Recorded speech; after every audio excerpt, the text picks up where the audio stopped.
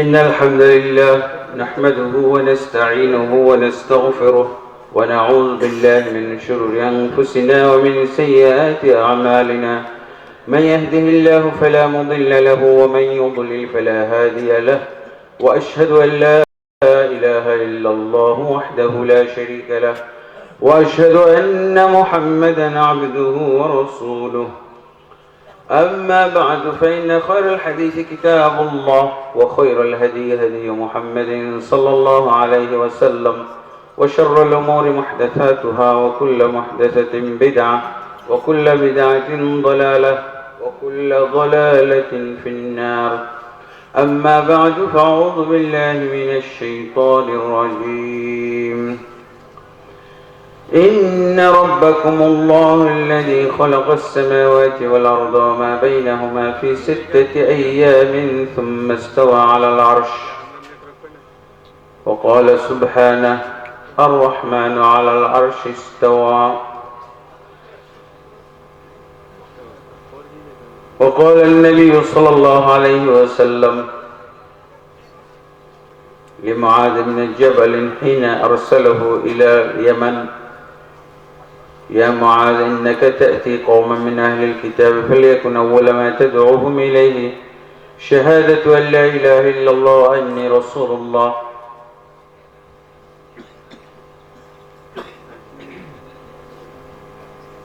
الحمد لله আল্লাহ তাবারক ওয়া তাআলা অসংখ্য অগণিত হামদ সানা তারিফাত শুকরিয়া আলহামদুলিল্লাহি রাব্বিল আলামিন। অতঃপর নবী মুহাম্মদ রাসূলুল্লাহ সাল্লাল্লাহু আলাইহি সাল্লামের প্রতি অসংখ্য দরুদ এবং সালাম নাজিল হোক। আল্লাহুম্মা সাল্লি আলাইহি আল্লাহুম্মা বারিক আলাইহি। অতঃপর আজকে যে বিষয়ে আলোচনা করব সেটা হলো আকীদা বিষয়ে, সহিহ আকীদা বনাম বাতিল আকীদা। সহিহ আকীদা বনাম বাতিল আকীদা এই বিষয়ে আলোচনা করলে তো সিরিজ আলোচনা করা যায়। এর উপরে আমার একটা বই আছে কমপ্লিট, মোটামুটি কালেমার মর্ম কথা বা কালেমার ব্যাখ্যা বিশ্লেষণ। আলহামদুলিল্লাহ আমরা আগামীকালকের অনুষ্ঠান উপলক্ষে এটা ছাপিয়েছি। সালাত সম্পাদনের পদ্ধতি নাসিরউদ্দিন আলবানী এটাও ছাপিয়েছি। সালাত পরিত্যাগকারীর বিধান এটাও ছাপিয়েছি। এবং ইসলামের দৃষ্টিতে সন্ত্রাস ও জঙ্গিবাদ। আর 4 নম্বর বই, 5 নম্বরটা হলো এই যে সাম্প্রতিক কালে সাংগঠনিক বিভক্তি। এই 5টা বই ইনশাআল্লাহ আগামীকালকে আমরা যারা গেস্ট আসতেছে মোটামুটি 400 চেয়ার, এদের সবাইকে আমরা উদ্বোধনী অনুষ্ঠান উপলক্ষে ফ্রি গিফট করব ইনশাআল্লাহ। আল্লাহ দোয়া করেন, আল্লাহ যেন তৌফিক দান করেন। তো সহিহ আকীদার মূল হলো কালেমা। মূলটা কি? কালেমা। কালেমার প্রায় 19টা নাম আছে, 19টা নাম পাওয়া যায়। যেমন কালিমাতুত তাওহীদ, কালিমাতুল ইসলাম, কালিমাতুল আকীদা, কালিমাতুল আকীদা, আল উরওয়াতুল উসকা, কালিমাতুন নাজাত ইত্যাদি অনেক নাম আছে। আর এই কালেমা সংখ্যা, কালেমা শব্দের ভাষার সংখ্যা 5 নয়। 5 বলাটা এটা ভুল। তো কালেমা হচ্ছে ইসলামের ফাউন্ডেশন, ইসলামের মাথা। এইটা আমাদের বাংলাদেশে বুঝতে হবে। কালেমার থেকে আকীদার সব বিষয়গুলো বের হয়ে এসেছে। সূরা ফাতিহা কেমন? সূরা ফাতিহাকে কি বলা হয়? কোরআনের মা। 114টা সূরার মা হলো সূরা ফাতিহা। তার মানে এখানে সার নির্যাস, কোরআনের সার নির্যাস এখানে আছে। সূরা ফাতিহা বুঝে গেলেই গোটা কোরআন আপনার কোরআন বোঝা হয়ে গেল। সংক্ষেপে একটা বিষয় ছাড়া পড়ে না সূরা ফাতিহার মধ্যে। যা মানুষের প্রয়োজন দুনিয়া এবং আখিরাতের ক্ষেত্রে, যা প্রয়োজন সূরা ফাতিহার মধ্যে আছে। আল্লাহু আকবার, সুবহানাল্লাহ। এমনি ভাবে কালেমার মধ্যে গোটা ইসলাম আছে। কালেমার ভিতরে গোটা ইসলাম ধর্ম রয়ে গেছে, কিন্তু আমরা ওইভাবে কালেমা বুঝি নাই। কালেমা বুঝলেই আমরা যদি এই কালেমার আকীদা, কালেমার মধ্যে যে আকীদা রয়েছে এটা যদি আমরা বুঝে যাই, তাহলে পৃথিবীর মধ্যে শ্রেষ্ঠ, পৃথিবীর মধ্যে শ্রেষ্ঠ, জান্নাত নিশ্চিত। আর পৃথিবীর মধ্যে আমাদের শ্রেষ্ঠত্ব, আমাদের নেতৃত্ব, আমাদের কর্তৃত্ব, আমাদের আধিপত্য নিশ্চিত হয়ে যাবে, আলহামদুলিল্লাহ। আল্লাহ রাসূল সাল্লাল্লাহু আলাইহি ওয়াসাল্লাম বলেছিলেন, মুসনাদ আহমদের মধ্যে হাদিসটি এসেছে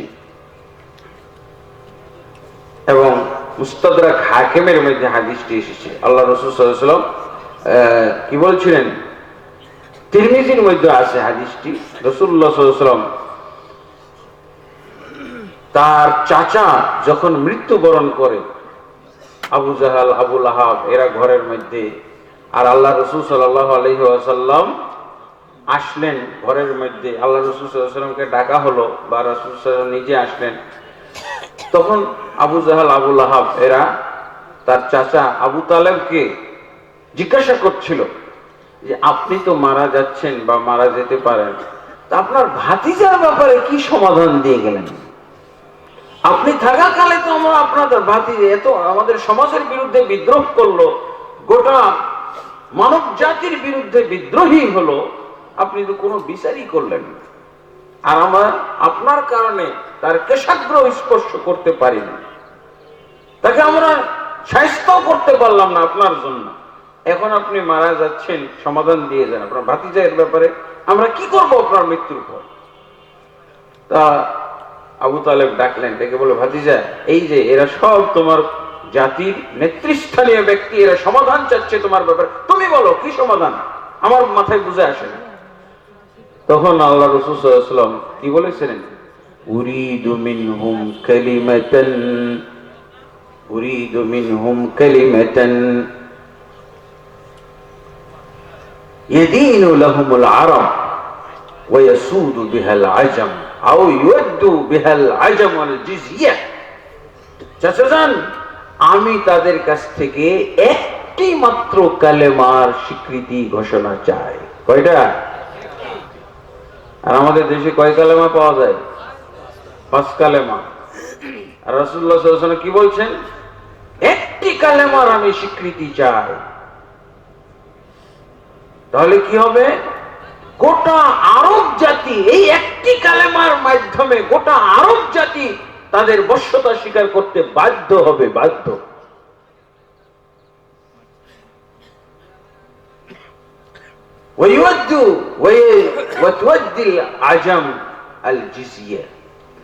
আর যত অনারব মানুষ আছে পৃথিবীতে সবাই এদেরকে ট্যাক্স দিয়ে থাকবে, আল্লাহর জমিনে ট্যাক্স দিয়ে থাকতে পারবে। এই হলো সেই একটি মাত্র কালেমা।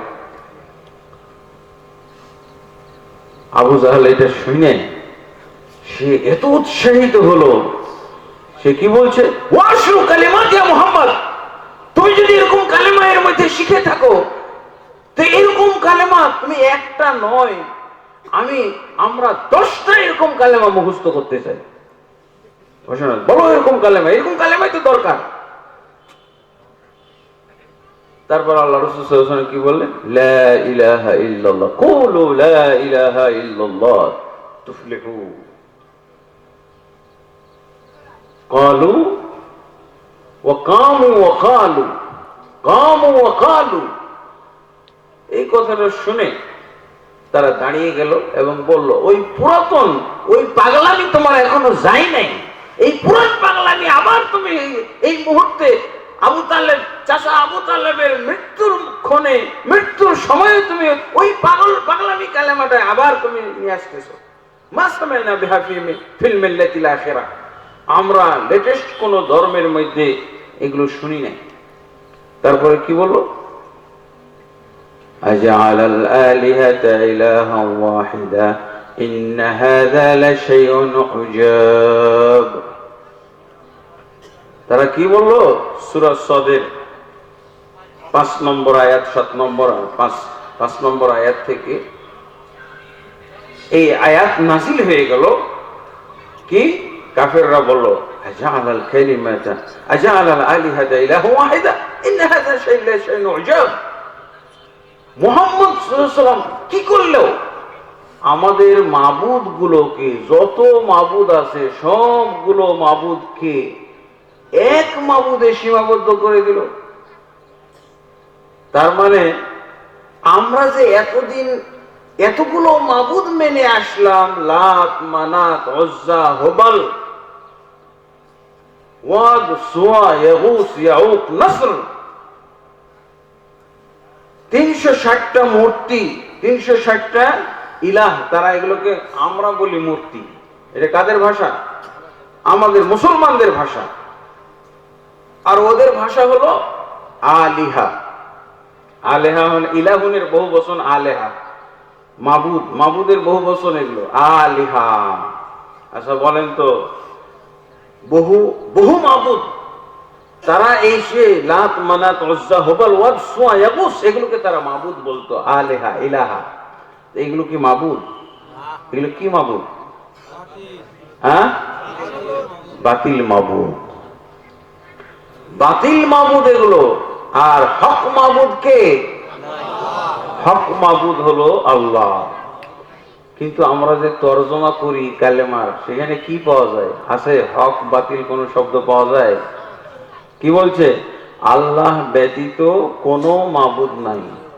আর এরা কি বলছে সূরা সাদে, আজআলাল আলিহাতা ইলাহান ওয়াহিদা, এতগুলো মাবুদকে, এতগুলো ইলাহকে এক ইলাহ বানিয়ে দিল মুহাম্মদ। তাহলে মাবুদ তো অনেক। কোরআনে আল্লাহ বলছেন মাবুদ অনেক, কিন্তু আল্লাহ ছাড়া যত মাবুদ আছে এগুলোকে বাতিল মাবুদ বলতে হবে, আর আল্লাহকে হক মাবুদ বলতে হবে। এটাই হলো কালেমার তরজমা। এটা হলো কালেমার তরজমা। বুঝা গেছে? কাফেররা কালেমার তরজমা বুঝতো, আর মুসলমান তরজমা হুজুর বুঝে না। কালেমার তরজমা কি বলছে? আপনি কালেমার থেকে হক আকীদা, সহি আকীদা আর বাতিল আকীদা বের হয়ে গেল। আল্লাহ ব্যতীত কোনো মাবুদ নাই। এই যে সূরা সদে বহু বচনে বলা হচ্ছে, কাফেররা কি বলছে? যে না, আল্লাহ ছাড়া বহু মাবুদ আছে। আর মুহাম্মদ বলতেছে বহু মাবুদ নাই, একজনই আছে। এই জন্য কালেমার তরজমা করা হয়। কোথায় তরজমা করা হয়েছে? কালেমার তরজমা সূরা কি বলে, লোকমানের 30 আয়াত আর সূরা হজ্জের 62 নম্বর আয়াতে তরজমা করা হয়েছে হক এবং বাতিল দিয়ে। হক বাতিল দিয়ে কিভাবে? ذلك بأن الله هو الحق وأن ما يدعون من دونه الباطل। এটা এই জন্য যে আল্লাহই হচ্ছেন হক মাবুদ। আল্লাহর ক্ষেত্রে অবশ্যই হক মাবুদ বলতে হবে, শুধু আল্লাহ মাবুদ না, হক মাবুদ। আল্লাহ হচ্ছেন হক মাবুদ। কারণ কি? কোরআনে বাতিল মাবুদ অনেক আছে। কোরআনে আছে। এটা কোথায় আছে? কোরআনে আছে, বাতিল মাবুদ আছে বহু। সূরা সদের তারা যে প্রত্যাখ্যান করেছিল, কেন প্রত্যাখ্যান করেছিল? যে আমরা বহু বাতিল, বহু মাবুদে বিশ্বাসী। তুমি যে কালেমা বলছো, এই কালেমার মাধ্যমে আমাদের বহু মাবুদ বাতিল হয়ে যাচ্ছে। কাজে আমরা এই কালেমা পড়তে পারছি না। আল্লাহ রাসূল সাল্লাল্লাহু আলাইহি ওয়াসাল্লাম এই কালেমার অনেকগুলো তরজমা করেছেন। সহিহ বুখারী এবং মুসলিমের মধ্যে এই তরজমা পাওয়া যায়। এখানেই আমাদের শুরু হয়ে গেল কালেমার থেকে হক এবং না হক, সহি আকীদা এবং বাতিল আকীদা শুরু হয়ে গেল। কি তরজমা যদি করি, আল্লাহ ব্যতীত কোনো মাবুদ নাই, এটা কি হয়ে গেল? বাতিল আকীদা। বুঝেছেন? বাতিল আকীদা তরজমাতেই। তাহলে সূরা সাদের উপরে কিভাবে ঈমান আনবেন বলেন? সূরা সাদের এই 5 নম্বর আয়াত, কাফেররা কি বললো? লা ইলাহা ইল্লাল্লাহর তরজমা কি করলো? যে মুহাম্মদ সব মাবুদ গুলোকে বাতিল করে দিয়ে এক আল্লাহকেই শুধু মাবুদ রাখতে চায়। এটা পারবো না, আমাদের লাত মানতে হবে, আমাদের উজ্জা মানতে হবে, আমাদের হোবালকে মানতে হবে, আমাদের ওয়াদ মানতে হবে, আমাদের সোয়া মানতে হবে। এগুলো সব আমাদের বাপ দাদারা মেনে এসেছে। তাহলে তরজমাটা কাফেররাও বুঝলো, কিন্তু মুসলমানরা বুঝলো না। আল্লাহ ব্যতীত কোনো মাবুদ নাই। আমি কালেমার মর্ম কথায় বইয়ের মধ্যে দেখাইছি, আল্লাহ ব্যতীত কোনো মাবুদ নাই। এই তরজমা করলে প্রায়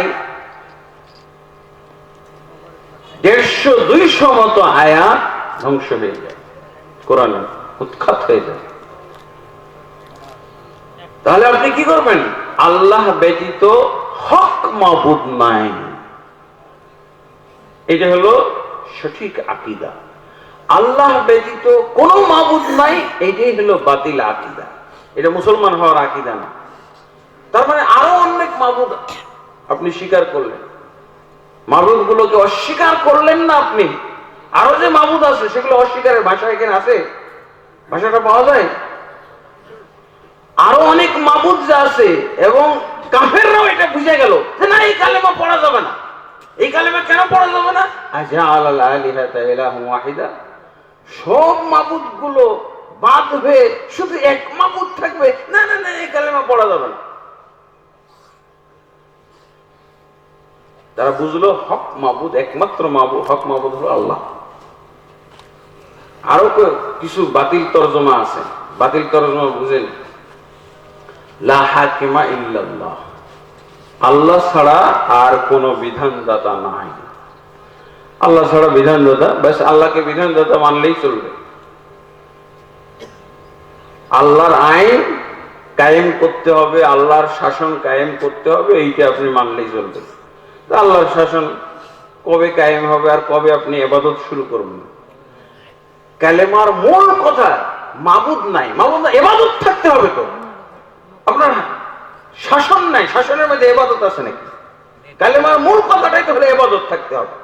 ইবাদতের কথা পাওয়া যাচ্ছে, আল্লাহ ছাড়া কোনো বিধানদাতা নাই, আইনদাতা নাই। ইবাদতের কথাটা পাওয়া গেছে এখানে নাই। আরে কালেমা, যেখানে কালেমার মধ্যে মাবুদ শব্দ বাতিল অর্থ অনুযায়ী তো মাবুদ শব্দটা পাওয়া যায়, কিন্তু আল্লাহ ব্যতীত বিধানদাতা, এর মধ্যে মাবুদ শব্দটাই নেই। মাবুদ শব্দটা আছে, বরং মাবুদ মেনে নিলে এগুলো থাকবে। আরেকটা তরজমা করা হয়, এগুলো হলো কালেমার তরজমায় বাতিল আকীদা। তরজমা থেকেই বাতিল আকীদা বের হয়ে গেল। আরেকটা আকীদা বলা হয়, আরেকটা তরজমা, কোনো কিছু থেকে কোনো কিছু হয় না, যা কিছু হয় সব আল্লাহ থেকে হয়। এই তরজমা শুনছেন? এটা তরজমা আছে? আচ্ছা, আপনি যেটা বাতিল তরজমা করেছেন, প্রথম তরজমা বাঙালি তরজমা, আল্লাহ ব্যতীত কোনো মাবুদ নাই, মাবুদ শব্দটা তাও আছে, ভুল অর্থ হলো মাবুদ শব্দটা আছে, কিন্তু কোনো কিছু থেকে কোনো কিছু হয় না, যা কিছু হয় সব আল্লাহ থেকে। এখানে মাবুদ শব্দটাই নাই। এটা কিসের কালেমা? কিসের কালেমার তরজমা এটা?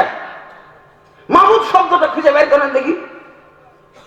প্রথম অর্থে, বাতিল অর্থের মধ্যে তাও মাবুদ শব্দটা পাওয়া যায়। আল্লাহ ব্যতীত কোনো মাবুদ নাই, তরজমা ভুল, কিন্তু মাবুদ শব্দটা আছে।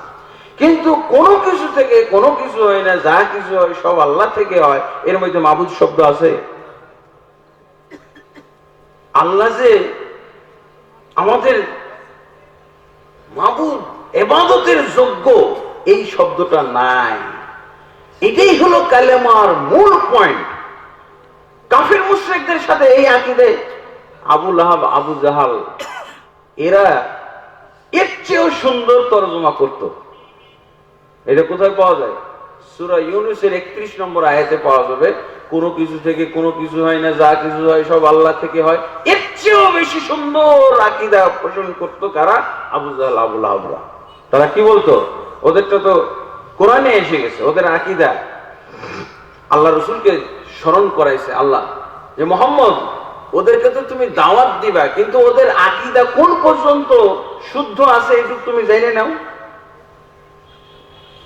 কি রব হিসেবে মানার আকীদাটা শুদ্ধ আছে। রব, আল্লাহ যে রব, এই কোনো কিছু থেকে কোনো কিছু হয় না, এটা হলো আল্লাহকে রব হিসেবে মানা। আর কাফেররাও আল্লাহকে রব হিসেবে মানত, কিন্তু ইলাহ বা মাবুদ হিসেবে মানাটা যে কালেমার মূল কথা, এটা যে নাই। রব হিসেবে মানা হয় রবকে, যিনি সৃষ্টিকর্তা, কল্যাণের সৃষ্টিকর্তা, অকল্যাণের সৃষ্টিকর্তা, ভালোর সৃষ্টিকর্তা, আসমানের সৃষ্টিকর্তা, জমিনের সৃষ্টিকর্তা, হ্যাঁ, তারপরে হায়াতের সৃষ্টিকর্তা, মওতের সৃষ্টিকর্তা, সব কিছুর সৃষ্টিকর্তা হলেন আল্লাহ। এই বিশ্বাসটা পাওয়া যায়। কোনো কিছু থেকে কোনো কিছু হয় না, যা কিছু হয় সব আল্লাহ থেকে হয়। এটার মধ্যে কি পাওয়া গেল? তাওহীদের একটা পয়েন্ট আছে, আসলটা বাদ। আসলটা কি তাওহীদের? আল্লাহকে মাবুদ হিসেবে, মাবুদ শব্দটা আছে, এই যে 2 লাইন পড়লাম, এর মধ্যে মাবুদ শব্দের ঘুণাক্ষরে কোনো উল্লেখ পাওয়া যায়? তো কালেমার মূল জিনিসটাই তো এখানে নাই। মাবুদ হওয়া, আল্লাহর মাবুদের স্বীকৃতি আছে। কোনো কিছু থেকে কোনো কিছু হয় না, যা কিছু হয় সব আল্লাহ থেকে হয়। কই মাবুদ শব্দ? কই মাবুদ শব্দটা আছে? মাবুদ বুঝায় এরকম কোন শব্দ আছে? নেই তো। ভুল, ভুল না, এটা হলো বাতিল, বাতিল অর্থ, বাতিল আকীদা। আপনি বাতিল আকীদা বলবেন না।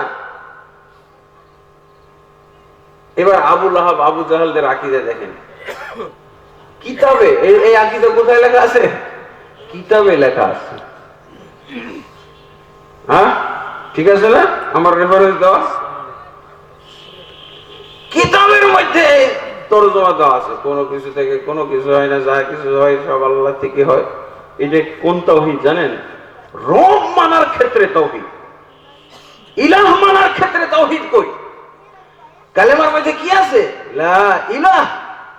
ইলাহ মানার তাওহীদটা তুমি দেখাই দাও, আছে? নাই।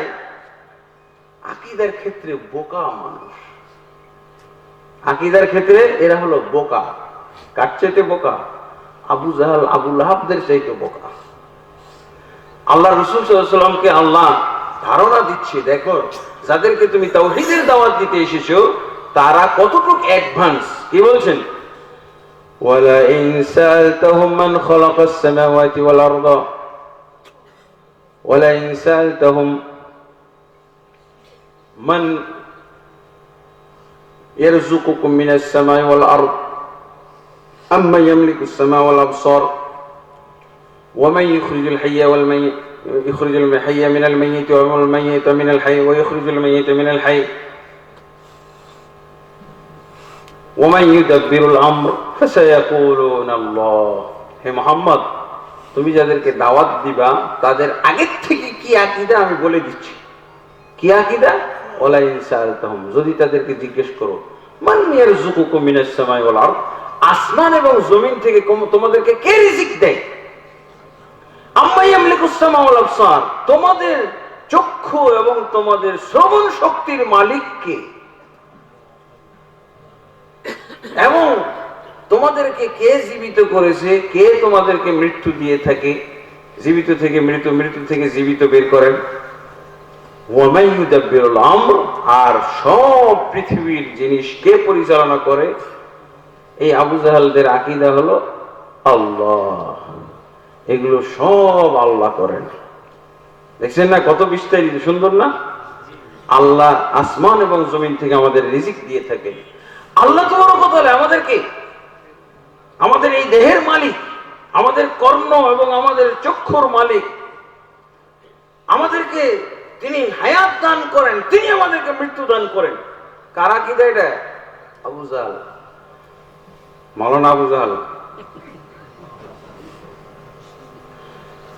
তারপরে ওয়ামাই ইউদাব্বিরুল আমর, লাস্টে কি বলছে? তাদেরকে যদি জিজ্ঞেস করো পৃথিবীতে যা কিছু দেখা যায়, যা কিছু রয়েছে, যত সৃষ্টি মাখলুক রয়েছে, কে এগুলোকে সব নিখুঁত ভাবে পরিচালনা করে? ফাসায়াকুলুনা আল্লাহ, এই আবু জাহাল আবু লাহাবের দল তোমাকে বলে দিবে এগুলো সব আল্লাহ করে, সব আল্লাহ। তাহলে কোনো কিছু থেকে কোনো কিছু হয় না, যা কিছু হয় আল্লাহ থেকে হয়, এর চেয়ে সুন্দর আকীদা না? কিন্তু আল্লাহ কি বলছেন? তো তারা নিরুত্তর হয়ে যাবে কোন জায়গায়? শোনো, কুল আফালা তাত্তাকুন, এত যে সুন্দর তোমাদের বিশ্বাস আল্লাহ সম্পর্কে, তো সে আল্লাহর ইবাদতটা করো না কেন? ইলাহ ইলাহ আল্লাহ, আল্লাহর উলুহিয়ত তোমরা চর্চা করো না কেন? এত সুন্দর বিশ্বাস, কিন্তু এই বিশ্বাসের বাস্তবায়ন হিসেবে তোমরা আল্লাহর ইবাদতটা করো না কেন? তার তাওহীদ মানো না কেন? বুঝেছেন? তাদের আকীদার সমস্যা নাই। তাহলে কোনো কিছু থেকে কোনো কিছু নাই, যা কিছু সব আল্লাহ থেকে হয়। এটা কি মুহাম্মদের জন্মের আগের আকীদা। আর আজ চলছে এইটার তাবলীগ চলতেছে মুসলমানদের মধ্যে। ওদেরকে নিয়ে যেতে হবে কোথায়? মুহাম্মদ সাল্লাল্লাহু আলাইহি ওয়াসাল্লামের আগে নিয়ে যেতে হবে। আগের যুগটা কি ছিল? জাহিলি যুগের সদস্য, জাহিলি যুগের সদস্য। তো এই তাবলীগ দিয়ে কি লাভ? যে তাবলীগ রাসূলের আগেই ছিল, যে জ্ঞান, যে তাওহীদ আল্লাহ রাসূলের আগে, ওইটাই প্রচার করতেছে। তা ওদেরটা কত সুন্দর করে আল্লাহ বলছেন, কুল আফালা তাত্তাকুন, মুহাম্মদ সাল্লাল্লাহু আলাইহি ওয়াসাল্লাম তাদেরকে বলো সেই আল্লাহকে তোমরা ভয় করো না কেন? অর্থাৎ সেই আল্লাহর ইবাদত করো না কেন? আল্লাহকে ভয় করাটা ইবাদতের হলো বিশেষ অর্থ। কিসের অর্থ? ইবাদত করলাম, কিন্তু ইবাদতের মধ্যে কি পয়েন্ট আছে এগুলো আমি জানি না। এই তাকওয়ার মাধ্যমে এটা নির্ধারণ হয়ে যায় আল্লাহকে ভয়। তা আল্লাহকে ভয় করতে হলে ভয় দুই প্রকার, ভয়ে আল্লাহর আদেশ পালন আর ভয়ে আল্লাহর নিষেধ থেকে বিরত। পুরা ইসলাম চলে আসলো। তাহলে তোমার আল্লাহকে ভয় করো না কেন? ভয় করতে হবে কিসের মাধ্যমে?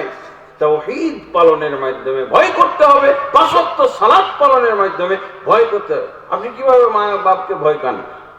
কিভাবে বসকে ভয় পান? কিভাবে আপনি আপনার পিতাকে ভয় পান? যা আদেশ করে সেটা পালনের মাধ্যমে, যা নিষেধ করে সেটা থেকে বিরত থাকার মাধ্যমে না? তাহলে ইবাদতের খাস শব্দ, ইবাদত বোঝানোর আরেকটু বিস্তারিত সুন্দর শব্দ হলো আফালা তাত্তাকুন। এত সুন্দর বিশ্বাস নিয়ে থাকো, অথচ সে আল্লাহকে ভয় করো না কেন? ভয়ে তাহলে আল্লাহর ইবাদত করো, ভয়ে তাহলে আল্লাহর আদেশগুলো পালন করো, ভয়ে তাহলে আল্লাহ যা নিষেধ করে সেটা থেকে বিরত থাকো। কিন্তু তা করো না, খালি বিশ্বাসে আছে, কোনো কিছু থেকে কোনো কিছু হয় না। বিশ্বাস দিয়ে লাভ আছে? এবং এরাই কি করে? এরা নামাজ ছেড়ে, যাদের আকীদা ঠিক নাই, যাদের তাকওয়া ঠিক হয় নাই, ওদের নামাজও ঠিক নাই। নামাজের আগে আকীদা লাগবে। আকীদাটা কি?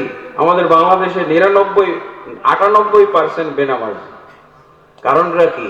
আকীদা ঠিক নাই দেখে তার নামাজও ঠিক নাই। আকীদাটা কি? যেহেতু আল্লাহর ইবাদতের মাধ্যমে আল্লাহকে ভয় করতে হবে, আল্লাহর ভয় প্রতিষ্ঠিত করতে হবে। তুমি জোহরে ভয় করলা, আসরে ভয় করলা, মাগরিবে, এশাতেও, ফজরে নাই কেন? তাহলে আকীদা ঠিক নাই। আকীদা যার ঠিক, অবশ্যই সে সালাত পড়বে, এক ওয়াক্ত সালাতও বাদ দিবে না। কারণ আল্লাহর আদেশ অবশ্যই পালনযোগ্য, আল্লাহর আদেশ লঙ্ঘনযোগ্য হতে পারে না। এই বিশ্বাসটাকে অন্তরে আছে। দিন কায়েমের, আমরা অনেক সময় দিন কায়েম বলি, দিন কায়েমের জন্য আকীদা শর্ত, আকীদা থাকতে হবে। দিন কায়েমের ক্ষেত্রে আকীদা আগে লাগবে। তিনটা ক্ষেত্রে আগে দিন কায়েম করবেন, তাহলে চতুর্থ ক্ষেত্রে দিন কায়েম অটোমেটিকলি হয়ে যাবে। আমরা জানি ক্ষেত্রগুলো, দিন কায়েম ওয়ালাদেরও জানা নাই, কিন্তু 78-80 বছর থেকে দিন কায়েমের গুলি আওড়াইতে আছে। কিন্তু দিন কায়েমের হলো 4টা ক্ষেত্র। 4 ক্ষেত্রে আপনি যদি মেহনত করেন তো দিন কায়েম হবেই হবে। একেবারে 100% গ্যারান্টি যুক্ত কথা। আকীদার মাধ্যমে দিন কায়েম হয়, আকীদা ছাড়া দিন কায়েম হবে নাকি? তা আকীদার হলো প্রথম 3টা ক্ষেত্র হলো আপনি আগে অন্তরে দিন কায়েম করবেন। কোথায় দিন কায়েম করতে হবে? অন্তরে। এই কালেমা কোথায় সেট করতে হবে? আগে অন্তরে। অন্তরে যদি সেট করেন তাহলে এই আকীদার থেকে, এই কালেমার থেকে যত ইবাদত বের হয়েছে সবগুলো অন্তরে আগে সেট করবেন। অন্তরে কি সেট করবেন? যেহেতু আল্লাহ বলছেন তার ইবাদত করতে হবে, তার আদেশ পালন করতে হবে, তার নিষেধাজ্ঞা থেকে বিরত থাকতে হবে, এটা আগে কোথায় সেট করবেন? অন্তরে। অন্তরে যদি সেট না করেন তো কি হবে? এই দিন কায়েমকারীর লোকের নাম কি হবে? মুনাফিক।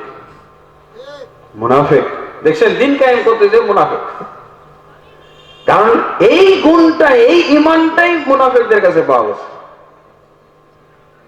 মুখে তাদের ঈমানের কোনো ঘাটতি ছিল না, মুখে যে ঈমানের বুলি বলতো, ঈমানের বুলি আওড়াইতো, আবু বকরের চাইতে কড়া। আব্দুল্লাহ বিন উবাই বিন সুলুল যে ঈমানের ঘোষণা দিত, এটা আবু বকর রাদিয়াল্লাহু আনহু চাইতে সুন্দর করে। জানেন আল্লাহ কিন্তু ওদের ভাষা, ওদের ঈমানের ভাষাগুলো কোরআনে উল্লেখ করছেন। যেমন সূরা মুনাফিকুনের শুরুর দিকে আছে, ইযা জাআকাল মুনাফিকুনা ক্বালু নাশহাদু ইন্নাকা লারাসূলুল্লাহ ওয়াল্লাহু ইয়ালামু ইন্নাকা লারাসূলুহু ওয়াল্লাহু ইয়াশহাদু ইন্নাল মুনাফিকিনা লাকাযিবুন। আজকে সহিহ আকীদা আর বাতিল আকীদার কারণে আমাদের এই দিন কায়েম হচ্ছে না, এই রোগটা ধরাই দিতে চাই। অন্তরে নাই ঈমান, অন্তরে নাই, মুখে স্লোগান ফাটাই ফেলবো, আসেন, এটা হবে? অন্তরে নাই। আল্লাহ কি বলছেন? হে মুহাম্মদ সাল্লাল্লাহু আলাইহি ওয়াসাল্লাম, আপনার কাছে যখন মুনাফিকরা আসে তখন তারা কি সুন্দর করে সাক্ষ্য দেয়, কি সুন্দর করে বলে, নাশহাদু ইন্নাকা লারাসূলুল্লাহ, আমরা সাক্ষ্য দিচ্ছি নিশ্চয়ই নিশ্চয়ই আপনি আল্লাহর রাসূল। আবু বকর যে সাক্ষ্য দিত, ওই সাক্ষ্যের মধ্যে 2বার নিশ্চয় ছিল না, আছে? আর মুনাফিক, মুনাফিক যে রাসূলকে, রাসূলের প্রতি ঈমান প্রকাশ করছে, এটা কি আমি বানিয়ে বলছি নাকি? কোরআন খুলে দেখেন সূরা মুনাফিকের মধ্যে কি বলছে, ইযা জাআকাল মুনাফিকুন, হে মুহাম্মদ আপনার কাছে যখন মুনাফিকরা আসে তখন যে তারা ঈমানের ঘোষণাটা দেয়, কি মারাত্মক ভাবে কি বলছে, নাশহাদু ইন্নাকা লারাসূলুল্লাহ, আমরা সাক্ষ্য দিচ্ছি নিশ্চয় নিশ্চয় আপনি আল্লাহর রাসূল। কয়বার নিশ্চয়? হ্যাঁ, অন্তরের মধ্যে কয়বার আছে? নাই, কিচ্ছু নাই, অন্তর পরিষ্কার। হ্যাঁ, নিশ্চয়ই নিশ্চয় আপনি আল্লাহর রাসূল, এটা থাকলে হবে? আল্লাহ তাবারক ওয়া তাআলা এদেরকে কি বলছেন? ওয়াল্লাহু ইয়ালামু ইন্নাকা লারাসূল, আল্লাহ ভালোই জানে নিশ্চয়ই আপনি আল্লাহর রাসূল। ওয়াল্লাহু ইয়াশহাদু ইন্নাল মুনাফিকিনা লাকাযিবুন, কিন্তু আল্লাহ সাক্ষ্য দিচ্ছেন এই মর্মে যে মুনাফিকরা যে এত শক্তভাবে ঈমানের ঘোষণা দিচ্ছে, এরা খাঁটি মিথ্যুক, খাঁটি মিথ্যুক। অন্তরে নাই, অন্তরে আগে সেটআপ দিতে হবে। অন্তরের মধ্যে কি করতে হবে? আল্লাহকে এক মানতে হবে, এটা অন্তরে। আল্লাহর আদেশগুলো পালন করতে হবে, আল্লাহর আদেশ পালন করো। তো ওরা বলছে যে আগে দিন কায়েম করিনি, পরে আদেশ পালন। আরে বেটা, দিন কায়েমেরই তো পূর্ব শর্ত পালন করো। বলছে আগে দিন কায়েম, পরে এটা আদেশগুলো মানব। নোট দেন কি কি আদেশ মানতে হবে, এগুলো সব লিখে রাখি। দিন কায়েম হয়ে যাবে যখন, তখন পালন করা শুরু করবে। এটা হইল আদেশ পালন করতে হবে। আল্লাহ রাসূল আদেশগুলো কোথায় সেট করবেন? আগে আগে অন্তরে। সালাত ফরজ, ওরি আল্লাহ ফরজ, কয় ওয়াক্ত ফরজ? 5 ওয়াক্ত ফরজ। অন্তরের মধ্যে কি বিশ্বাস করবেন? 5 ওয়াক্ত সালাত পড়া ফরজ। যেখানেই থাকি, যেহেতু ফরজ মানে কম্পালসারি, পড়তেই হবে।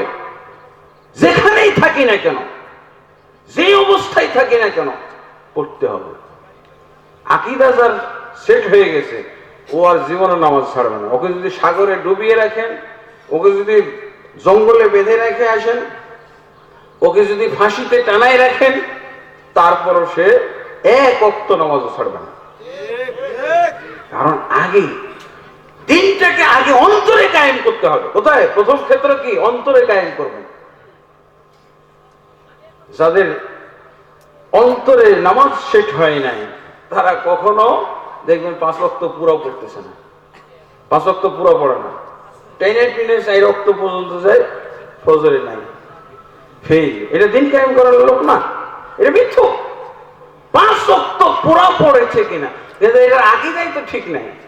5 ওয়াক্ত কেউ মনে করছে ঐচ্ছিক, এটা কেউ বলছে না, হুজুরই তো বলতেছে, মুফতি হুজুর বলতেছে।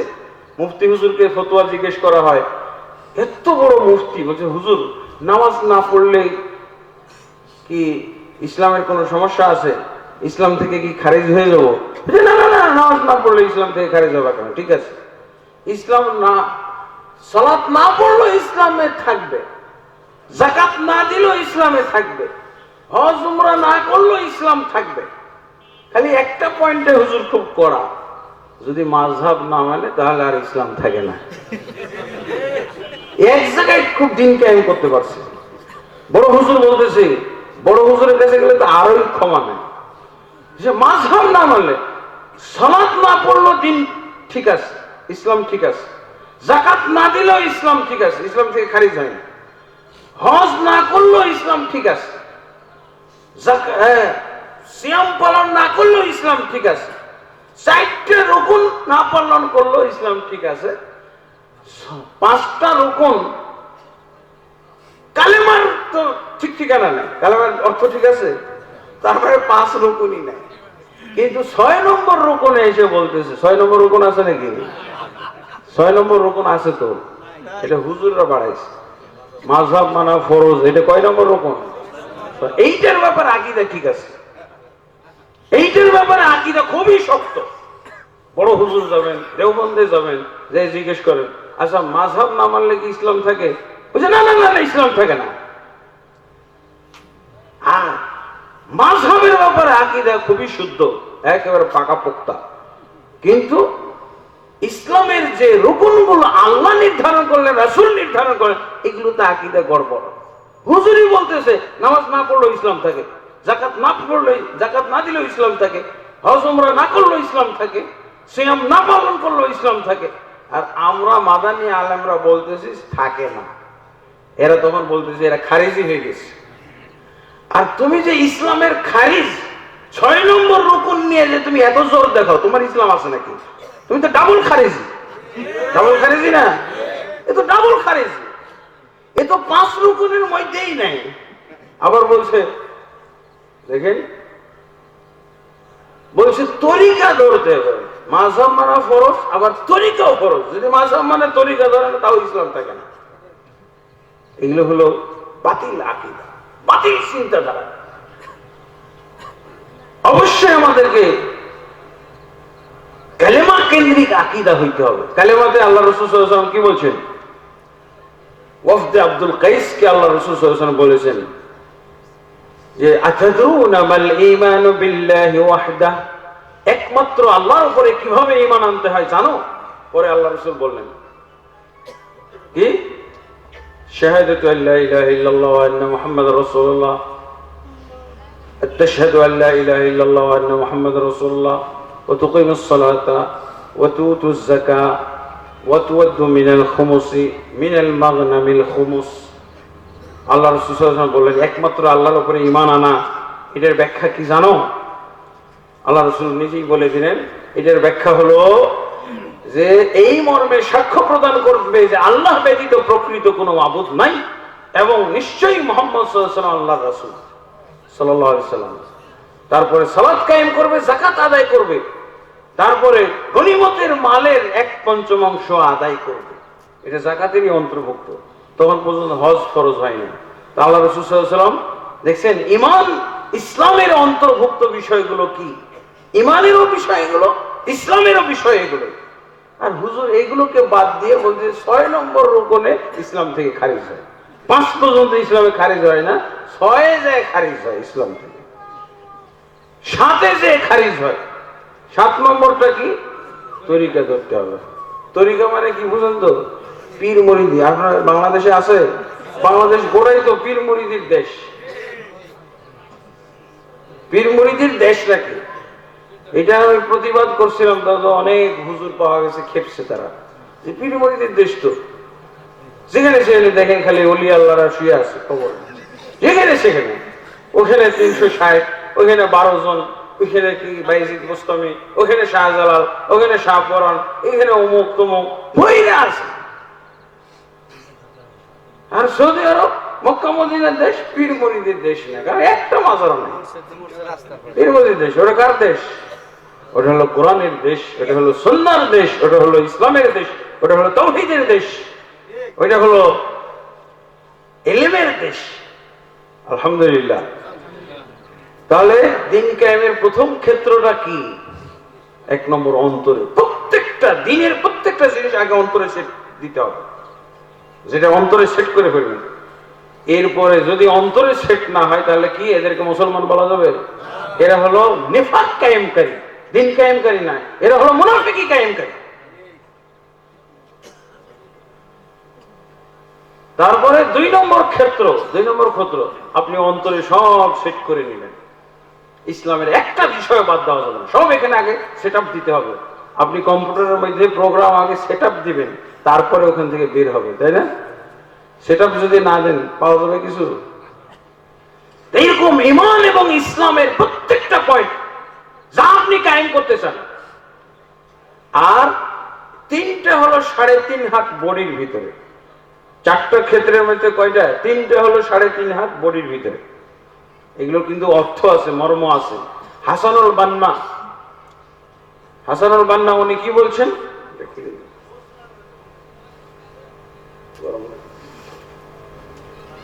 হাসানুল বান্না বলতেছেন, এবং আলবানী খুবই পছন্দ করছেন বক্তব্যটা। হাসানুল বান্না কি বলছেন? ইখওয়ানুল মুসলিমিন মিশরের, উনি বলছেন আকিমিল ইসলাম ফি জাসাদিকা তাকুম লাকা দাওলা ইসলামিয়া। বলছে তুমি যদি 3টা কাজ করতে পারো, 3 জায়গায় যদি ইসলাম কায়েম করে দিতে পারো, অটোমেটিকলি 4র্থ জায়গায় ইসলাম কায়েম হয়ে যাবে। তোমার দেহের মধ্যে 3.5 হাত বডির মধ্যে যদি তুমি দিন কায়েম করে ফেলতে পারো, তাহলে তোমার সমাজ এবং তোমার দেশ রাষ্ট্রে অটোমেটিকলি দিন কায়েম হয়ে যাবে। এটা কে করে দেবে? আল্লাহ করে দেবে। এটার জন্য তোমাকে টেনশন করতে হবে। তোমার টেনশন হলো 3 জায়গায় দিন কায়েম: অন্তরে, মুখে, অঙ্গে প্রত্যঙ্গে। কয় জায়গায় দিন কায়েম করতে হবে? অন্তরেটা তো বললাম। অন্তরে দিন কায়েম না করতে পারলে মুনাফিক। ومن الناس من يقول ربنا ومن الناس من يقول آمنا بالله وباليوم الآخر وما هم بمؤمنين। অনেক মানুষ রয়েছে যারা মুখ দিয়ে বলে আমরা আল্লাহর প্রতি ঈমান এনেছি, পরকালের প্রতি ঈমান এনেছি, ওমা হুম বিমুমিনিন। আল্লাহ বলছেন এরপরও তারা মুমিন নয়। এরা কারা? মুনাফিকরা। কথা সুন্দর, ঈমান এনেছি, মুখের মধ্যে তো ঈমান এনেছে। সূরা মুনাফিকুনের তো ডাবল ঈমান আনছে তারা। নাশহাদু ইন্নাকা লারাসূলুল্লাহ, আমরা সাক্ষ্য দিচ্ছি নিশ্চয়ই আপনি আল্লাহর রাসূল। আবু বকর এত সুন্দর করে সাক্ষ্য দিতেন না। আমরা কি দেই নাকি? আল্লাহ রাসূলকে এই ভাষা শিখিয়েছে নাকি? আশহাদু আল্লা ইলাহা ইল্লাল্লাহ ওয়া আন্না মুহাম্মাদুর রাসূলুল্লাহ। আমি সাক্ষ্য দিচ্ছি এই মর্মে যে আল্লাহ ব্যতীত প্রকৃত কোনো মাবুদ নাই, নিশ্চয়ই মুহাম্মদ সাল্লাল্লাহু আলাইহি ওয়াসাল্লাম আল্লাহর রাসূল। আমাদের আল্লাহ রাসূল যে ভাষা শিখিয়েছে নিশ্চয়ই একবার আছে, আর মুনাফিকরা নিশ্চয়ই 2 বার। হবে না, অন্তরে না থাকলে হবে না। আর তারা নামাজ যে পড়তো, সালাত পড়তো, এগুলো হলো অলসতার বশত। তারা 5 ওয়াক্ত সালাত পড়তো।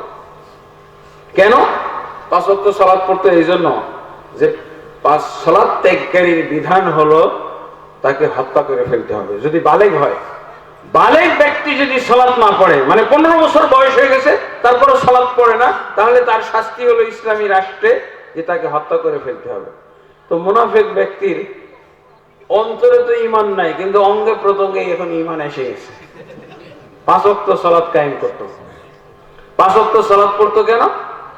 যে এত টাকা পয়সা ইনকাম করলাম, ঘর বাড়ি জায়গা জমি খেজুরের বাগান, এতগুলো আত্মীয় স্বজন, এত যোগ্য যোগ্য সব আত্মীয় স্বজন, যদি আমি নামাজটা না পড়ি, সালাত না পড়ি, তো আমাকে তো মোহাম্মদ মেরে কবরস্থানে রেখে আসবে। তো কি ধন সম্পদের মায়াতে নামাজ পড়তো।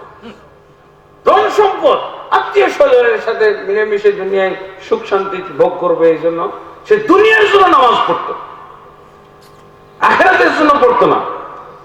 বুঝেছেন? এরা কি মুনাফিক। তাহলে কয়টা পয়েন্ট? অবশ্যই আমাকে এরপরে যখন অন্তরে আমি দিন কায়েম করে ফেললাম, তখন এবার মুখে দিন কায়েম করতে হবে, মুখে স্বীকার করতে হবে। মুখে স্বীকার করবেন না? মুখে যদি স্বীকার না করে তাহলে কি সে ফেরাউনের হবে, সে আবু তালের মতো ইমানদার হবে, সে ইহুদি নাসারাদের মতো ইমানদার হবে। কয় ধরনের ইমানদার হবে? যদি মুখে সে, অন্তরে ঠিক আছে। অনেকে বলেন না আমার মন ঠিক আছে, এই মন ঠিক আছে, এরা কোন ধরনের ইমানদার? এরা হলো ফেরাউন, আর হলো আবু তালেব, আর হলো ইহুদি নাসারাদের মতো। ইহুদি নাসারাদের মতো ইমান, ইহুদি নাসারাদের এরকম ইমান ছিল কি, তাদের মন ঠিক, তাদের ইমান ছিল অন্তরের মধ্যে, কিন্তু মুখ দিয়ে স্বীকার করতে হবে, মুখ দিয়ে স্বীকার করতে হবে, ঘোষণা দিতে হবে। প্রত্যেকটা ইসলামের বিষয় ঘোষণা দিতে হবে, ঘোষণা করতে হবে। কিন্তু এই যে আবু তালেব, তারপরে ফেরাউন, ইহুদি নাসারা, এরা মুখে স্বীকার করে না, অন্তরে খুব বিশ্বাস করতো। কিভাবে বিশ্বাস করতে জানেন?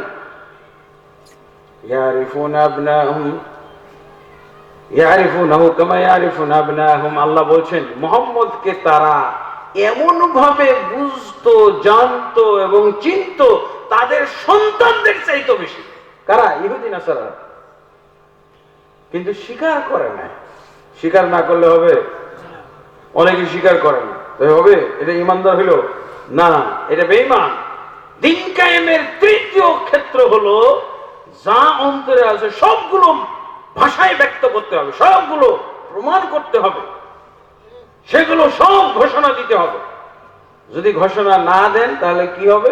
ফেরাউন। ফেরাউন কিন্তু অন্তরে সে দিন কায়েম করেছিল, অন্তরে দিন কায়েম ছিল, তার অন্তরে ঈমান ছিল।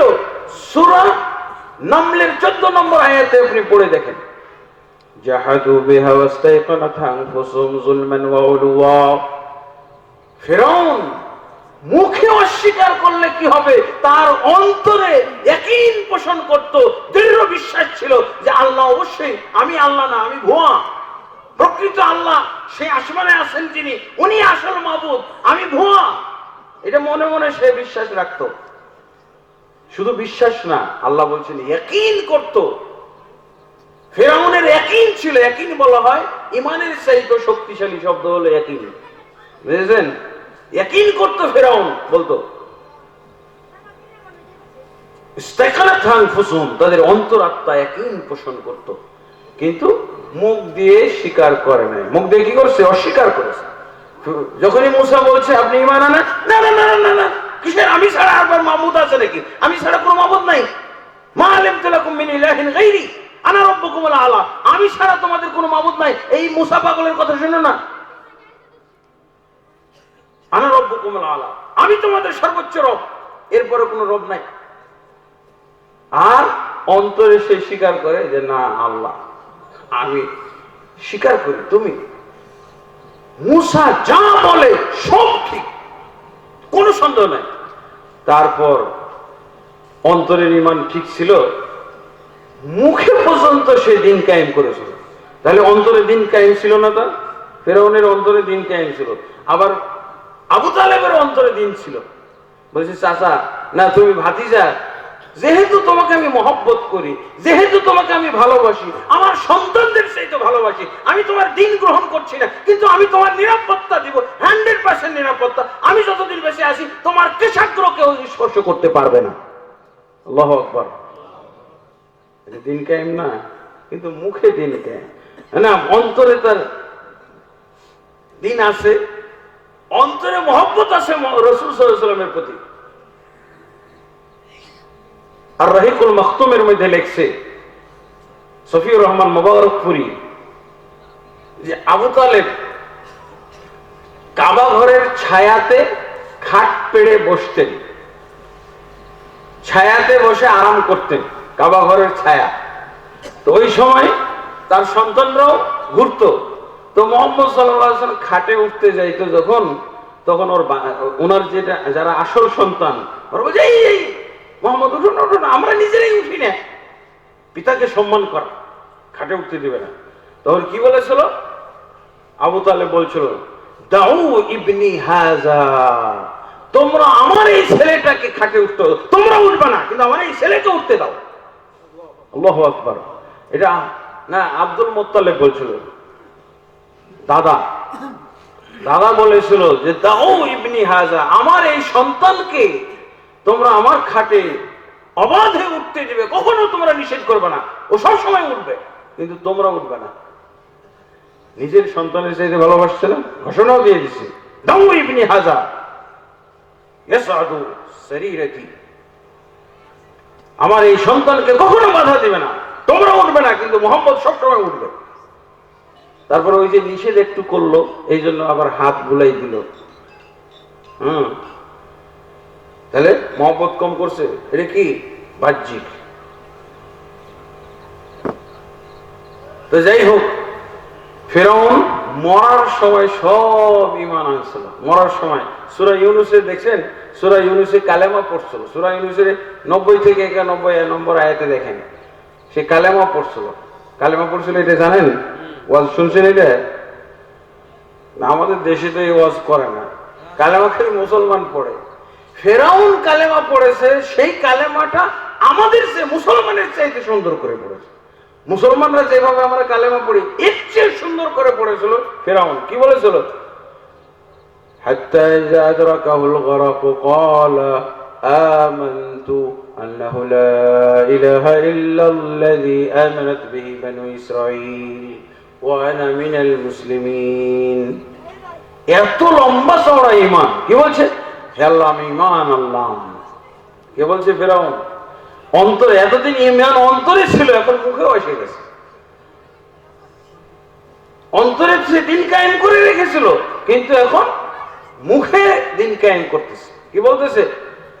আমানতু, আমি ঈমান আনলাম, আন্নাহু, নিশ্চয়, লা ইলাহা, কোন মাবুদ নাই সত্যিকার অর্থে, ইল্লাল্লাযী আমানাত বিহি বানু ইসরাঈল, বানু ইসরাঈলরা যে আল্লাহর প্রতি ঈমান এনেছে উনি ছাড়া। হ্যাঁ, কেন বলতেছে বানু ইসরাঈলদের আল্লাহর প্রতি ঈমান আনছে? নিজের আল্লাহর প্রতি ঈমান আনার কথা বলার সাহস পায় না। যদি আল্লাহ প্রত্যাখ্যান করে, অনেক সময় পিতা মাতা বলে না যে যা, তোর বাপই হব না, তোর মা হব না, রাগ করে, সন্তানের উপরে রাগ করে বলে না? আল্লাহ যদি এরকম বলে, অভিমান করে যে ফেরাউন, তোর আমি আল্লাহ হব না, যা। এই জন্য কি বলছে? শত্রুদের আল্লাহ ছাড়ার কোনো মাবুদ নাই। এই যে শত্রু যাদেরকে মারতে এসেছিলাম, হত্যা করতে এসেছিলাম, বন্দী এবং গ্রেফতার করতে এসেছিলাম, এদের মাবুদ ছাড়ার সত্যিকার কোনো মাবুদই নাই, আমি না। সেদিন নিজেকে অস্বীকার করতেছে। আর এর আগে কি বলছিল? আনা রব্বুকুমুল আলা, আমি তোমাদের ঊর্ধ্বতন রব। তাহলে সহিহ আকীদা কিভাবে আসে, দিন কায়েম কিভাবে আসে? আকীদা আগে বুঝবো তো, অন্তরেও সেট করতে হবে, মুখেও থাকতে হবে। কিন্তু বেচারার এতদিন অন্তরে ছিল, মুখে কায়েম করে নাই। মুখে দিন কায়েম করছিল, তাহলে অন্তরেই কায়েম করে রাখছে। আর ফেরাউনদের কি, মুনাফিকরা কি, মুখে কায়েম করছিল, অঙ্গ প্রত্যঙ্গে কায়েম করেছিল, কিন্তু অন্তরে কায়েম করে নাই। আর ফেরাউনেরটা উল্টা, সে অন্তরে কায়েম করেছে কিন্তু মুখে কায়েম করে নাই, বাস্তবেও কায়েম করে, কিন্তু মরার সময় সে ঠিকই ওগুলো মুখস্থ রাখছে। মুসা কিভাবে ঈমান আনতে বলতো, কি কি ভাষা বলতো, কিভাবে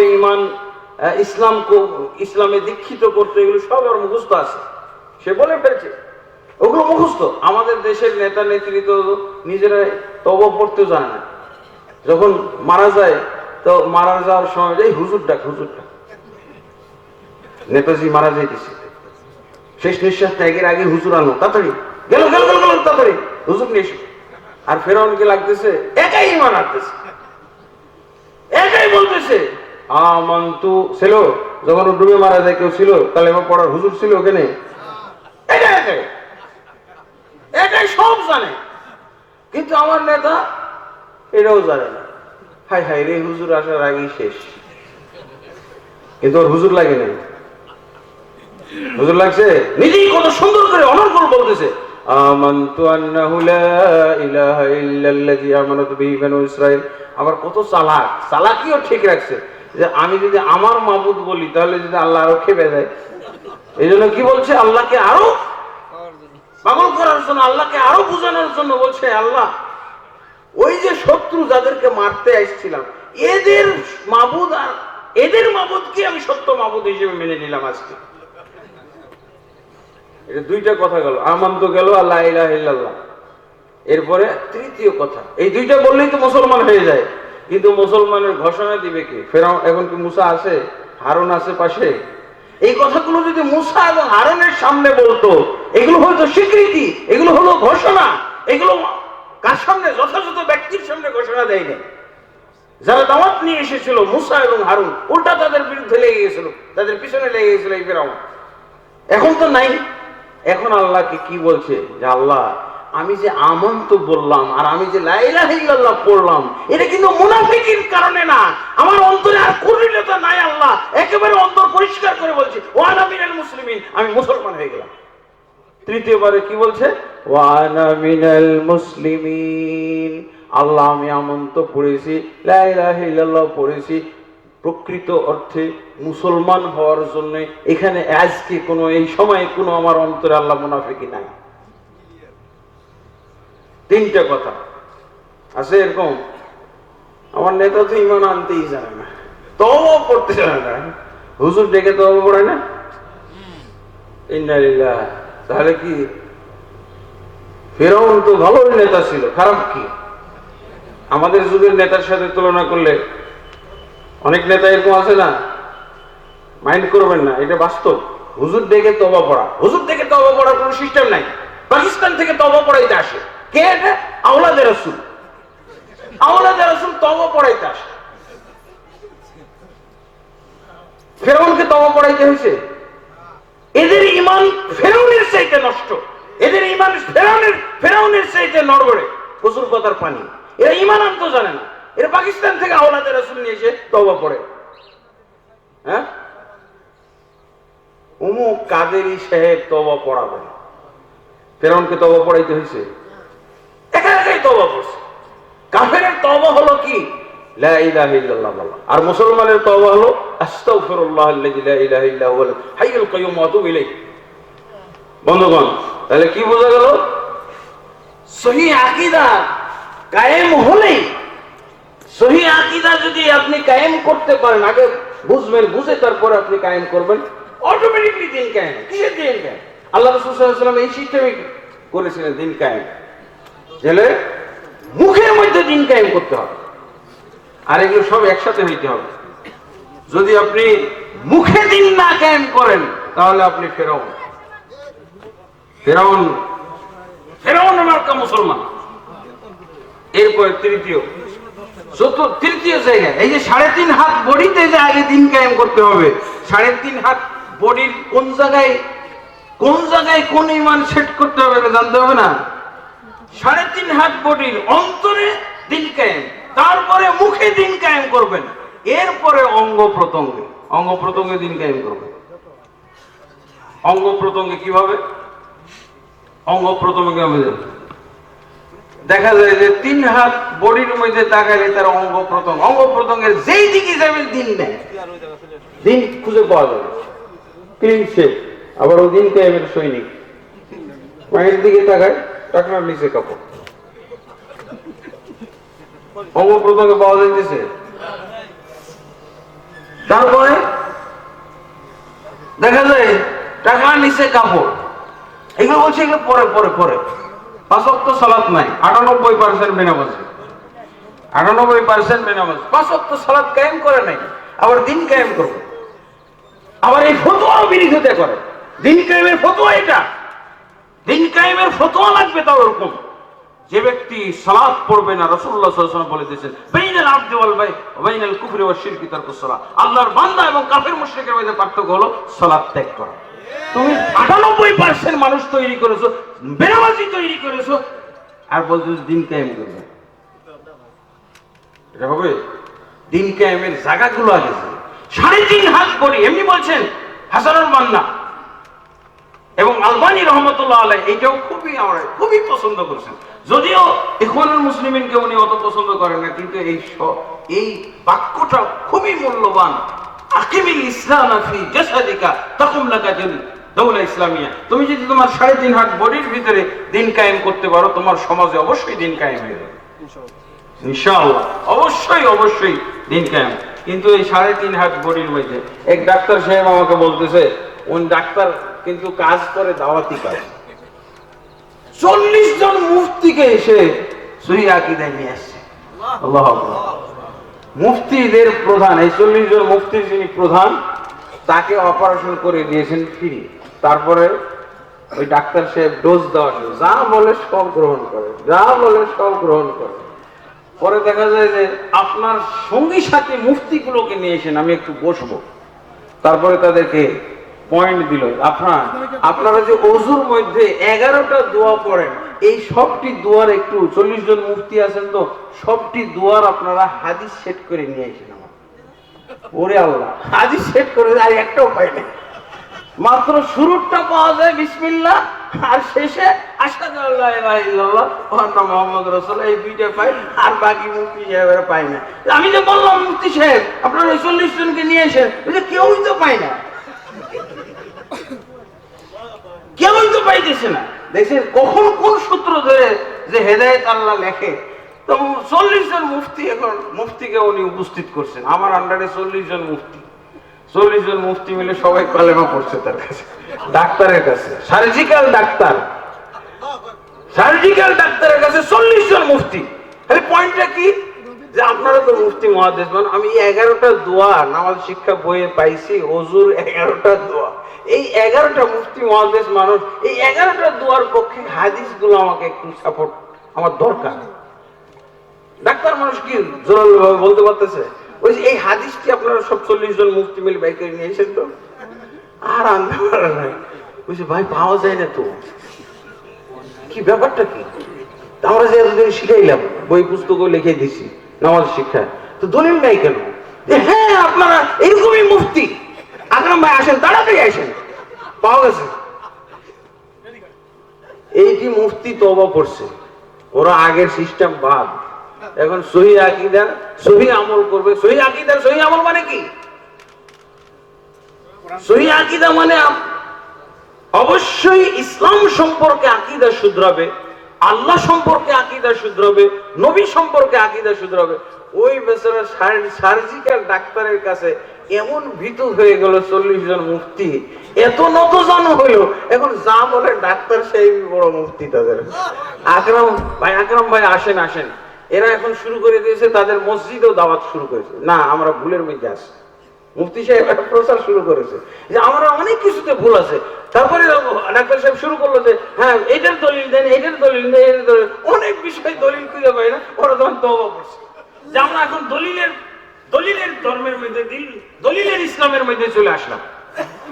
এখন আমাকে ডেকে বলছে যে ওনারা মসজিদে এগুলো বলতে যে ওনাদের সবার ইমামতি চলে গেছে, আপনি ইমামতির চাকরি দেখেন, আপনি বিদেশি সংস্থায় সবাইকে আপনার আন্ডারে 300 ইমাম দায়ী আছে, কাজ করে, এই 40 জন নিয়ে যান, এদের ইমামতি সব হারাই গেছে।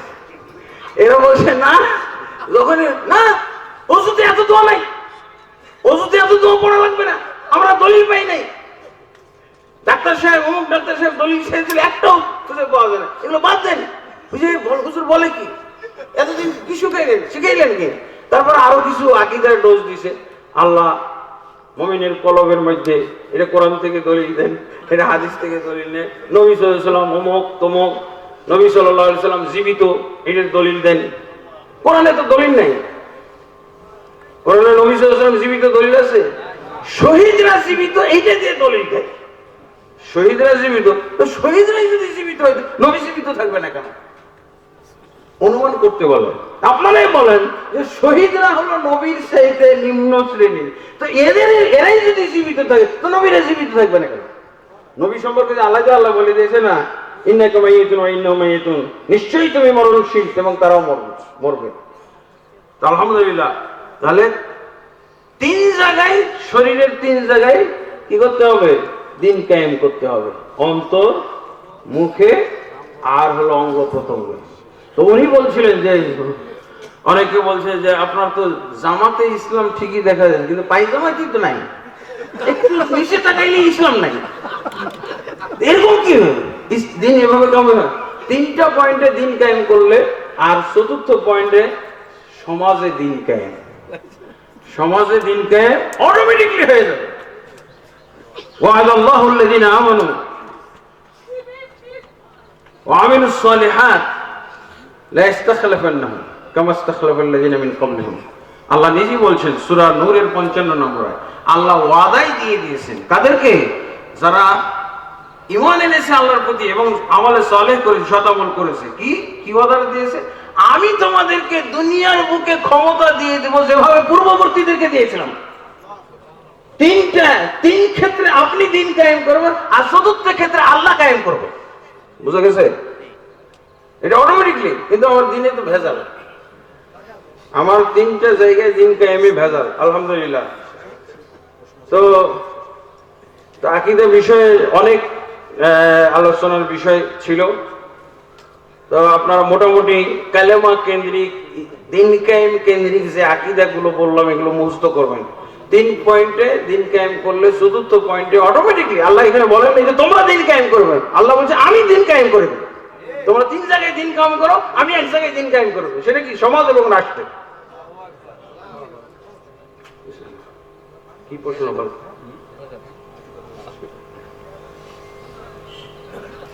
আলহামদুলিল্লাহ, যা আলোচনা হয়েছে এই পর্যন্ত যথেষ্ট।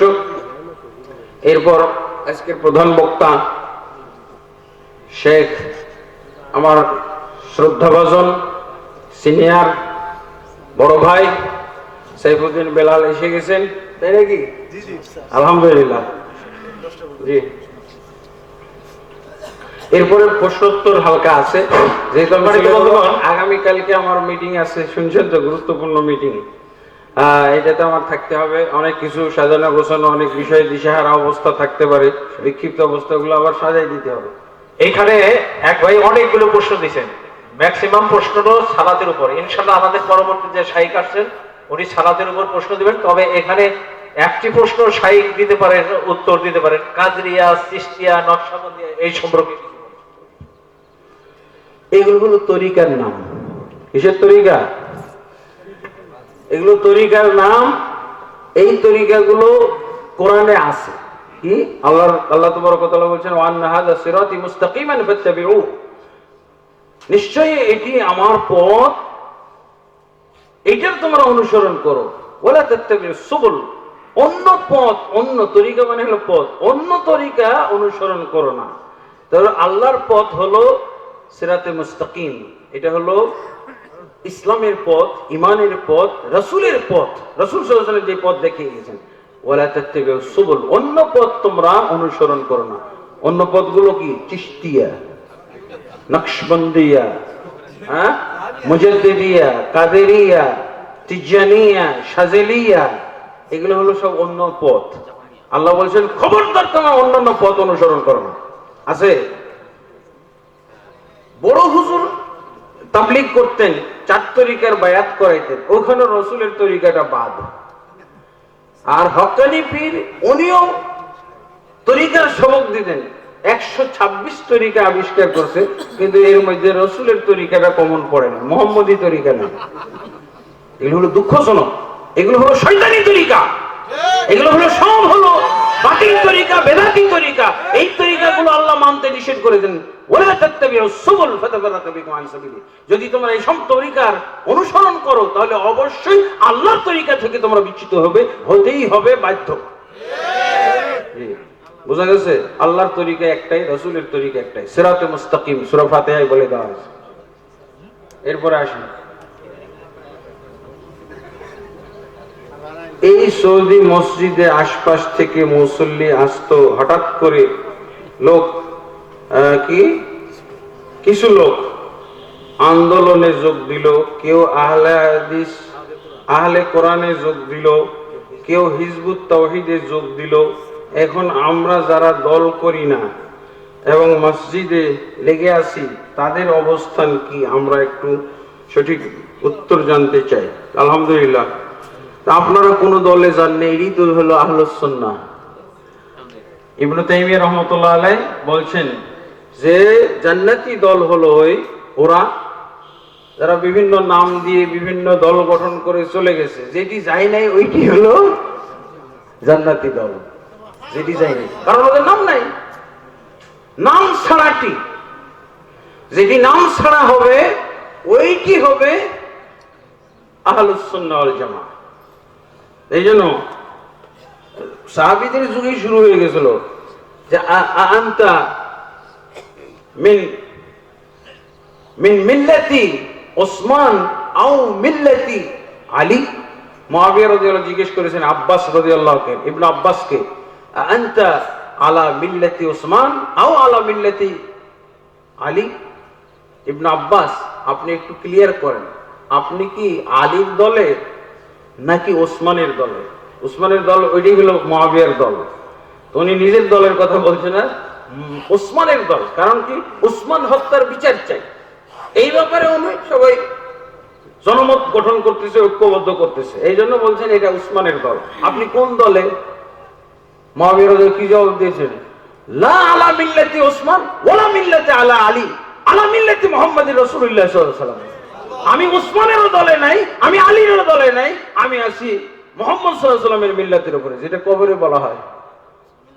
এখন কোন জায়গায় বলছেন?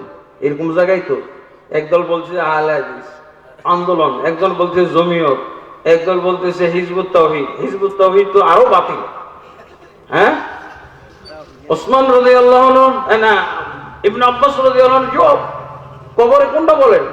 বিসমিল্লাহি আলা মিল্লাতি রাসূলিল্লাহ, রাসূলুল্লাহ সাল্লাল্লাহু আলাইহি ওয়াসাল্লামের মিল্লাতের উপরে থাকতে হবে। আর এই আল্লাহ রাসূলের মিল্লাতের যারা অনুসারী তাদের একটা প্রশাসনিক নাম হলো জামাতুল মুসলিমিন, প্রশাসনিক নাম। মূলত আমরা সবাই হলাম রাসূলের জামাত, কিন্তু যদি ইসলামী রাষ্ট্র থাকে তাহলে ওটাকে বলা হয় জামাতুল মুসলিমিন ওয়া আমিরুহুম ওয়া ইমামুহুম। আর মূলত রাসূল হলেন ইমাম, কিন্তু রাষ্ট্রের ইমাম হয়। আর দলের ইমাম হলো প্রকৃত অর্থে আমরা ইত্তেবা করি তো শুধু রাসূল সাল্লাল্লাহু আলাইহি ওয়াসাল্লামকে। আমরা কোনো ব্যক্তির অনুসরণ করি না, ব্যক্তির তাকলিদ করি না, রাসূলের তাকলিদ করি। কিন্তু যখন তারা শাসক হন তখন ইমাম হিসেবে তাদেরকেও মানতে হবে, শাসক হিসেবে মানি। তখন কিছু ভুল ভ্রান্তি থাকলেও মানি। জি, আহলে কোরআন যারা, আহলে কোরআন এদের ইসলামে কোনো ঠাঁই নেই, ডাইরেক্ট কথা। আহলে কোরআন, অবশ্যই আহলে কোরআনের দুইটা সেন্স মিনিং আছে, একটা হলো বর্তমান যুগের মিনিং আর একটা হলো রাসূলের যুগের মিনিং। রাসূল সাল্লাল্লাহু আলাইহি ওয়াসাল্লাম আহলে কোরআন বলছেন ইন্নাল্লাহা বিতরুন ইউহিব্বুল বিতরা ফাআতিরু ইয়া আহলে কোরআন, আল্লাহ বেজোড় বেজোড় পছন্দ করেন, অতএব হে আহলে কোরআন তোমরা বিতির পড়ো। আল্লাহ রাসূল আহলে কোরআন বলছেন না, তাহলে এদেরকে আহলে কোরআন না বলে আমরা বলতে পারি হাদিস অস্বীকারী। নামটা কি? হাদিস অস্বীকারী। তারা হাদিস মানতে চায় না। তারা এখন পর্যন্ত, আমি এই এলাকার এক আহলে কোরআনকে প্রশ্ন করেছিলাম, মনে আছে? ওই কি ইমরান ভাই আছেন নাকি? হ্যাঁ, ইমরান ভাইয়ের এক কর্মচারী, তাকে আমি প্রশ্ন করলাম, ও হলো যে হাদিস অস্বীকারী। মাশাআল্লাহ, অনেক কোরআনের আয়াত এবং তরজমা বুঝে, হাফেজ ছিল, হ্যাঁ তরজমা সহ হাফেজ। পরে ওকে বললাম যে তুমি কোরআনের এই যে কোনো এক জায়গা ফেড়ে বললাম, ও আমাকে দলিল দিয়েছে ওয়ালাকাদ ইয়াসসারনাল কুরআন লিযিকরি ফাহাল মিন মুদ্দাকির, কোরআনকে আল্লাহ আমি সহজ করে দিয়েছি, অতএব তোমরা আসো কি কেউ কোরআন থেকে উপদেশ গ্রহণ করার মতো? তো আমি ওকে একটা জায়গা ফেড়ে দিয়ে বললাম, এটা তরজমা করো, আল্লাহ বলে সহজ করছে, তরজমা করো দেখি। ও আমি এটা পারি না, আমি এটা পারি না। কি পারো তুমি? তো তুমি বললে যে সহজ, তো তুমি পারো না কেন?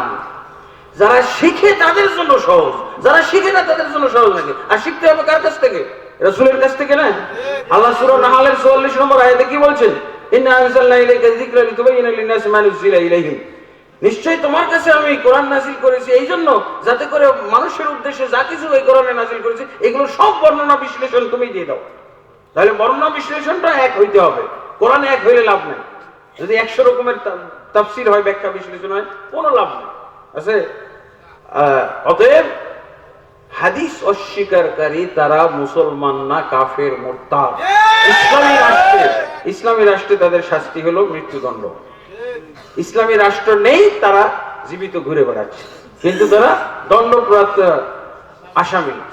আর হিজবুত তাওহীদ এটা হলো আফদালুল বাতিল, মানে সবচেয়ে নিকৃষ্ট বাতিল দল হলো হিজবুত তাওহীদ। নামটা খুবই সুন্দর, হ্যাঁ, কিন্তু আল্লাহ তাবারক ওয়া তাআলা তো আমাদেরকে ইসলামের নামে নামকরণ করতে বলেছেন, মুসলিম নামে নামকরণ করতে বলেছেন।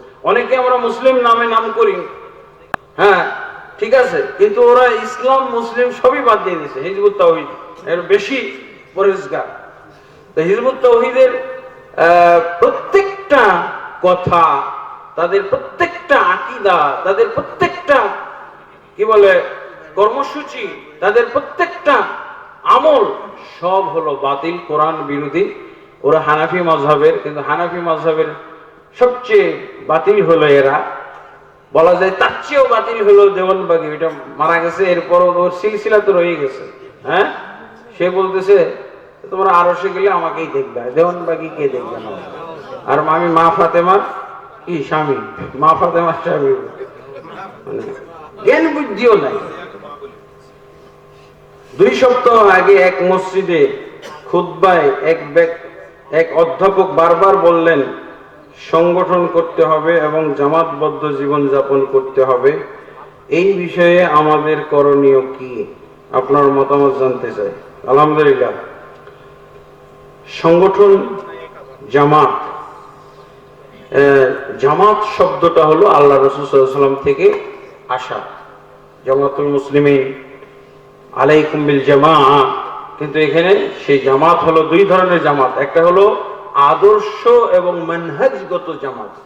আদর্শ এবং মানহাজ, মানহাজ বুঝি তো আমরা, মানহাজ মানে পথ পন্থা, কাদের? সালাফে সালেহিনের পথ এবং পন্থা অনুসরণ করা। এটা একজনও হইতে পারে, একজনও যদি হয়। আমর ইবনে মাইমুনকে আব্দুল্লাহ ইবনে মাসউদ রাদিয়াল্লাহু বলছিলেন, যখন লোকেরা সালাত পিছিয়ে পড়ে, বিলম্বিত করে পড়ে, তুমি একাই সালাতটা পড়ে নিয়ে তারপরে জামাতে অ্যাটেন্ড করবে। তো বলছি জামাতের ফজিলত আপনারাই বলেন, আলাইকুম বিল জামা, জামাতবদ্ধ থাকো, জামাতবদ্ধ থাকো, আর আপনি এখন আমাকে একাই নামাজ পড়ে নিতে বলছেন, ঘটনাটা কি? আপনার কথাই তো ঠিক নাই। জামাতবদ্ধ থাকো বলছেন, আবার বলতেছেন একাই নামাজ পড়ে নাও।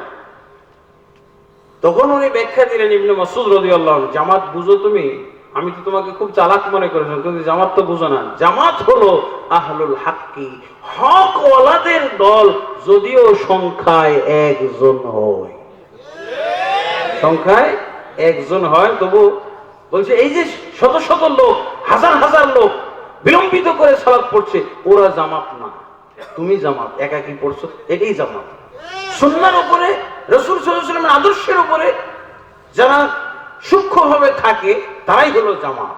জামাত বলতে আপনি বুঝেন কি? বড় অনেক লোক লাগবে, অনেক লোক লাগবে, এটা বুঝতে যেয়ে তো আমরা দলে দলে এই আসো আমরা 3 জন মিলে একটা জামাত করি, হ্যাঁ, এই আমরা 10 জন মিলে একটা করি, একটা এরকম।